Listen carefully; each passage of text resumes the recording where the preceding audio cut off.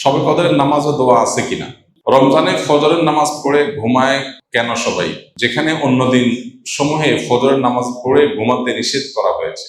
ফজরের নামাজের পর ঘুমাতে সরাসরি কোরআন বা হাদিসে নিষেধ করা হয়নি, তবে কোরআন এবং হাদিসের আলোকে ওলামায়ে কেরাম সকালের ঘুমকে অনুত্তম বলেন। এর মানে এই না যে সকালের ঘুমটা কোরআন বা হাদিসে পরিষ্কারভাবে নিষিদ্ধ। একটা সময় নবী সাল্লাল্লাহু আলাইহি ওয়াসাল্লাম ঘুমাতে অপছন্দ করতেন, সেটা হলো মাগরিবের পরে। আয়েশা রাদিয়াল্লাহু তাআলা আনহা বলেছেন, কানা নবী সাল্লাল্লাহু আলাইহি ওয়াসাল্লাম ইয়াকরাহু আন-নাওম ক্বাবলা আল-ইশা ওয়াল হাদিসা বা'দা। নবীজি এশার আগে ঘুমানো অপছন্দ করতেন, আর এশার পরে কথা বলা অপছন্দ করতেন। এশার পরে ঘুম আর এশার আগে কোনো ঘুম না। এর বাইরে ফজরের পরে তিনি সাধারণত তার যে লাইফস্টাইল, তার যে দৈনন্দিনের রুটিন ছিল, সেখানে ফজরের পরে ঘুমের রুটিন ছিল না, বা ঘুমের রুটিন পাওয়া যায় না। তিনি ফজরের পরে ব্যক্তিগত আমল করতেন, জিকির আজকার করতেন, লম্বা সময় ধরে অন্যান্য কাজ করতেন। এরপরে তিনি কাইলুলা করতে যেতেন দুপুরে। এটা ছিল তার লাইফস্টাইল। কিন্তু দুর্ভাগ্যজনক বাস্তবতা হলো আমাদের সমাজে, বিশেষ করে আমরা যারা মুসলিম দেশের বাসিন্দা আছি, অদ্ভুত এক জীবন আমাদের। আমরা রাতে দেরি করে শুই, আবার ফজরের পরে শুয়ে থাকি। এটা আমাদের অভ্যাস। পৃথিবীর যত উন্নত দেশ আছে, সেটা পূর্বে হোক পশ্চিমে হোক, গোটা বিশ্ব জুড়েই দেখবেন যে বেশিরভাগ উন্নত দেশগুলোতে মানুষ রাতে তাড়াতাড়ি ঘুমায় আর ভোরে উঠে কাজ শুরু করে, পড়ালেখা শুরু করে, কোনো ঘুম নাই। মুসলিম কান্ট্রিগুলো অদ্ভুত যে আমাদের অভ্যাসটা হলো তার উল্টা। মিডল ইস্টেও বলেন, এশিয়াতেও বলেন, মুসলমানদের অবস্থায়। অর্থাৎ নবীজি সাল্লাল্লাহু আলাইহি ওয়াসাল্লামের সুন্নাতটা আমাদের মধ্যে নাই, অমুসলমানদের মধ্যে, তাদের হয়তো অজ্ঞাতসারেও তাদের মধ্যে আছে। তো যাই হোক, এটা হলো সকালের ঘুমের কথা। এখন কত হলো রমজানে যে মানুষ সকালে ঘুমায়, এর উত্তর হলো যে রমজানেও যদি কেউ সকালে না ঘুমিয়ে থাকতে পারে সেটা ভালো। কিন্তু পৃথিবীর সেট আপটা এমন ভাবে করা হয়েছে যে 9টা to 5টা অফিস, স্কুল, কলেজ, মাদ্রাসা সব এরকম করা হয়েছে। কেন আর্লি মর্নিং একদম ভোরে শুরু হয়ে দুপুরের মধ্যে শেষ হয়ে যাবে, এমন হতে পারতো না? তার কারণ দুপুরে সে একটু রেস্ট করতে পারতো, রাতে তাড়াতাড়ি ঘুমিয়ে যেত, সকাল উঠে কাজ শুরু করতো।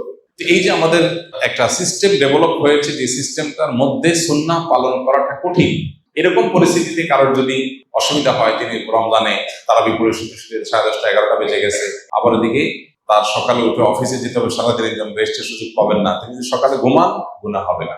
বুঝে আসছে কথা? তবে সকাল সন্ধ্যার যে দোয়াগুলো, সেগুলো অন্তত পড়ে তারপর শোয়া উচিত। আরো ভালো হয় যদি এশাকটা পড়ে তারপর শোয়া হয়, আরো ভালো হয় যদি চাষটা পড়ে তারপর শোয়া হয়। কিন্তু যদি কেউ এটা না পারেন, তাহলে এটা তার গুনাহের কারণ হবে না ইনশাআল্লাহ তাআলা, কারণ এটা পরিষ্কারভাবে কোনো গুনাহ বা নিষিদ্ধ কোনো বিষয় নয়।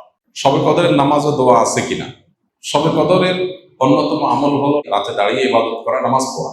এই জন্য আমরা লাইলাতুল কদরে ইনশাআল্লাহ তৌফিক অনুযায়ী 2 রাকাত করে করে লম্বা লম্বা কেরাত, লম্বা লম্বা রুকু, লম্বা লম্বা সিজদা দিয়ে খুব মনোযোগের সাথে দীর্ঘ সময় নিয়ে আমরা নামাজ আদায় করার চেষ্টা করব। এটাই হলো লাইলাতুল কদরের নামাজ। এর কোনো রাকাত সংখ্যা নাই যে এত রাকাত পড়তে হবে, যার যতটুকু তৌফিক হয়, 2 রাকাত, 4 রাকাত, 6 রাকাত, 8 রাকাত, তারাবির পরে রাতভর আমরা সেই নামাজগুলো পড়তে থাকবো ইনশাআল্লাহ। নামাজের পাশাপাশি লাইলাতুল কদরে করার জন্য স্পেশাল আমল নবী করিম সাল্লাল্লাহু আলাইহি ওয়াসাল্লামের পক্ষ থেকে রেকমেন্ডেড আমল একটাই আছে, সেটা হলো মা আয়েশা রাদিয়াল্লাহু তাআলা আনহা বর্ণিত হাদিসে যে দোয়ার কথা আমরা জানি, সেটা হলো আল্লাহুম্মা ইন্নাকা আফুউন তুহিব্বুল আফওয়া ফাফু আন্নি। হে আল্লাহ, আপনি ক্ষমাশীল, ক্ষমাশীলতাকে পছন্দ করেন, অতএব আমাদেরকে ক্ষমা করে দিন। এই দোয়া বেশি বেশি করে করা।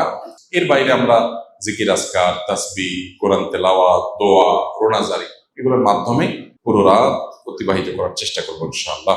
নামাজের ক্ষেত্রে বিশেষ কোনো নামাজ নাই যে লাইলাতুল কদরের এরকম এত রাকাত নামাজ, প্রথম রাকাতে অমুক সূরা এতবার, তমুক সূরা এতবার, এরকম কোনো বিশেষ নিয়ম নাই। বরং অন্য যে কোনো নামাজের মতো যে কোনো সূরা দিয়ে আমরা নামাজগুলো পড়তে পারি। রমজানে কোনো ব্যক্তি হঠাৎ এমন অসুস্থ হয়ে গেল যে সাহরি খেয়ে রোজা রাখতে পারবে না, সেক্ষেত্রে ওই ব্যক্তির রোজার কাফারা কি হবে? কারণ যদি আসলে রোজা রাখার মতো সামর্থ্য না থাকে, তাহলে তার কাফারা হবে যে তিনি এই রোজার জন্য পরবর্তীতে রোজা রাখবেন। আল্লাহ বলেছেন, ফামান কানা মিনকুম মারিদান আও আলা সাফারিন ফাইদ্দাতুন মিন আইয়ামিন উখরা। যে ব্যক্তি অসুস্থ হবে অথবা সফরে থাকবে, সে অন্য সময় সে রোজা রেখে দিলে আদায় হয়ে যাবে, গুনাহ হবে না। কিন্তু অসুস্থতাটা এমন লেভেলের অসুস্থতা হতে হবে যে এই অসুস্থ অবস্থায় তার রোজা রাখার কোনো সুযোগ নাই, রাখলে তার জীবনহানি বা অসহনীয় কষ্ট হবে। হালকা একটু জ্বর হলো, একটু সর্দি হলো, একটু পেট খারাপ হলো, আর এমনি রোজা ভেঙে ফেললাম, ঠুনকো অজুহাতে রোজা ভাঙা যাবে না। রমজানের তারাবির টাকা উল্লেখ করে মসজিদে টাকা তোলা হয়, এটা শরিয়া দৃষ্টিকোণ থেকে সঠিক কিনা? এটা আমরা এর আগে বারবার বলেছি। তারাবিতে বিশেষ করে হাফেজরা কোরআন তেলাওয়াত শুনিয়ে টাকা গ্রহণ করা জায়েজ নাই, দেওয়াও জায়েজ নাই।